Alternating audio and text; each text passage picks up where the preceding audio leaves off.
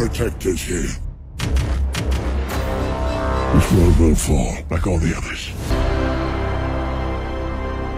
This guy's probably fought hundreds of thousands of other super beings on the other planets he's destroyed, right? And we have to assume he's won. I don't care how many demons he's fought and how many hells.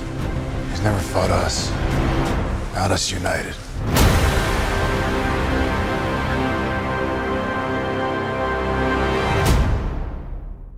Welcome back, everyone. It's Charlie. This is going to be my new Justice League Snyder Cut video for all the new scenes that they just announced. There's a bunch of big news about all the DC movies, including Batman stuff, so we'll break it all down. If you're brand new to the channel, be sure to subscribe to get all the videos. We'll do a new Amazon giveaway. All you have to do to enter is be a subscriber, and let me know what you're most hyped up to see in the Snyder Cut.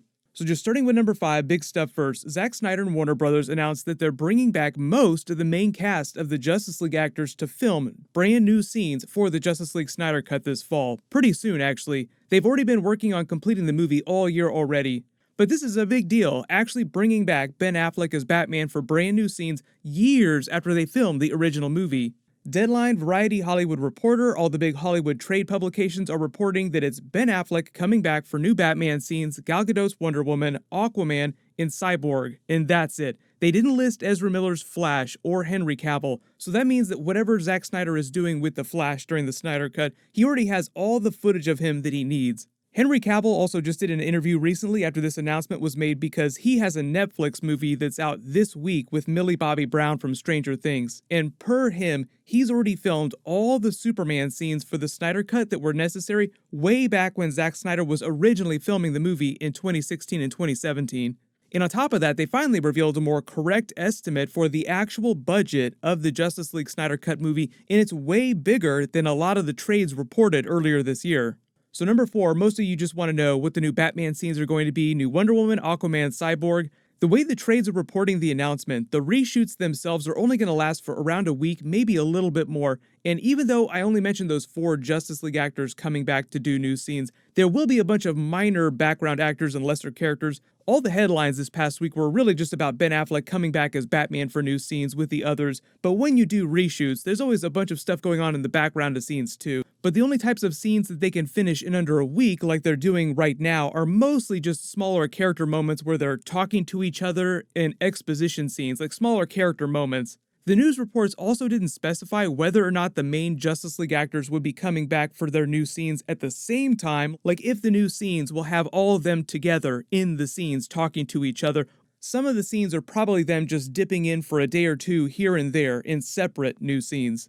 It's really common for smaller reshoots like this to happen when they're editing the movie together and they find that they need extra dialogue or small moments to connect to other scenes. Like Wonder Woman learns the secrets of Darkseid in this old Greek temple, and you get that flashback scene. Then maybe the cut suddenly jumps to Batman talking about Darkseid. They would need a quick scene of Wonder Woman telling Batman who Darkseid is between those two scenes to have it all make sense, so that's where your reshoots come in. Also, there's all the Cyborg stuff. Cyborg is kind of a special case in the Snyder Cut, because if you've been listening to all the streams that Zack Snyder has been doing between Comic-Con and the other conventions this year talking about the movie, Cyborg is supposed to be one of the most important characters to the story, and he's barely in the theatrical cut. So not only is there a whole deleted subplot with his character, we've seen some of those new scenes in the Snyder Cut trailer from DC Fandom, but Zack Snyder probably needs more Cyborg scenes with each of the different characters to help sew everything together. He said that Cyborg is supposed to be the heart of the movie and one of the core people that brings the Justice League together. And if you want to be really optimistic, yes, they could use that week to film a new post-credit scene, as long as it's not too complicated. I've already done videos about the Batman Green Lantern post-credit scene that Zack Snyder had originally planned to do. I don't know if he was able to film any of that back when he was first working on the movie, or if that's going to be some of the new scenes that he adds back in. And there could be other Green Lantern stuff that he does during the reshoots. But usually when people ask him what's going on with Green Lantern during the movie, he's been pretty quiet about it just to avoid giving away really big spoilers. Number 3, this is actually pretty exciting. The full budget that all the trades are reporting for the movie is about $70 million.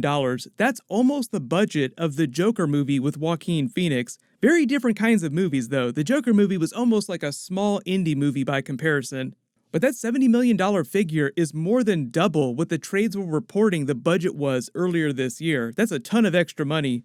And just to be clear, that budget isn't just for the reshoots that Zack Snyder is doing, that's for everything. And most of the budget, according to Zack Snyder himself, is going to be going to completing visual effects, the really hardcore stuff on the footage he already filmed. But number two, the other new Batman stuff that Ben Affleck is coming back for is for the Flash movie, Flashpoint, a little bit different from what's happening with him in the Snyder Cut filming new scenes. Andy Muschietti is directing the Flash movie. They're taking what Zack Snyder did with the Flash character creatively in the Justice League Snyder Cut, and then just building on that with some creative changes and updates for the Flashpoint stuff.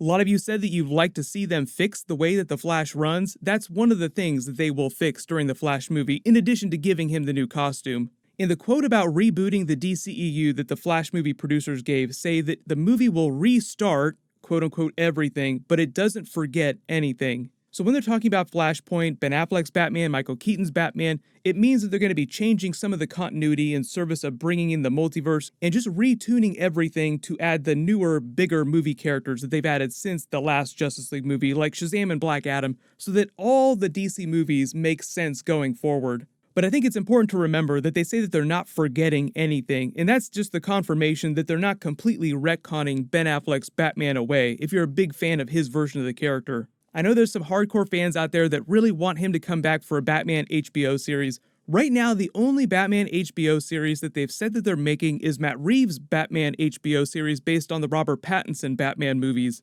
Based on their production schedule, they probably won't end up releasing that till after the Batman movie comes out next year, so we might see the TV show in 2022. It'll take place during Batman Year 1 in Robert Pattinson's Gotham. The Batman movie will take place during Batman Year 2. So if the show runs for multiple seasons, they'll just adjust the timeline of the show so that it stays in Batman Year 1. It's the exact same thing that Marvel is doing with the Avengers shows on Disney Plus, like the WandaVision trailer that we just got. Big movie crossovers with the TV shows, with the movie actors appearing in their own shows. The budgets are way bigger than the CW DC TV shows, and they do way fewer episodes. There's a ton of DC shows coming to HBO in the next few years. They've only announced the Batman series, Green Lantern, the new Suicide Squad TV show, Justice League Dark, a Constantine TV show, an Aquaman TV show called King of Atlantis, and there will be more, but those are just the ones that they've talked about right now. You probably heard about them slowly canceling the CW DC TV shows. That's just because Warner Brothers is sort of refocusing their attention on the big budget HBO DC TV shows. But number one, as for the other Cyborg stuff that's been happening in the news, there's been a lot of Cyborg in the news lately. Despite all that, the Flash movie producers say that he's still supposed to appear in the Flash movie in some way. But apparently part of the dispute that they're having with Ray Fisher is about how many scenes he's supposed to have during the movie. I'm sure they'll eventually work all that stuff out, and Cyborg will still wind up at least having some sort of cameo during the movie. But apparently, before they decided to bring back Michael Keaton's Batman, Cyborg was just a much bigger part of the movie, so it's easy to see behind the scenes in Warner Brothers how they swerved on that when they knew they were going to get multiple Batman actors back during the movie, including Ben Affleck's Batman. Everyone let me know in the comments though, what else do you want them to do during the new DC movies with their different versions of Batman? If they have 3 now, technically you still have Ben Affleck's Batman, you have Michael Keaton's Batman, now you have Robert Pattinson's Batman as well. We're all still waiting for Terry McGinnis to show up in a live-action Batman Beyond, which supposedly they will be doing with Michael Keaton's Batman at some point in the future. So actually we'll have 4 different versions of Batman. Everyone click here to rewatch the Batman trailer a billion more times, and click here for that brand new Avengers WandaVision trailer. Thank you so much for watching. Everyone stay safe. I'll see you guys tonight.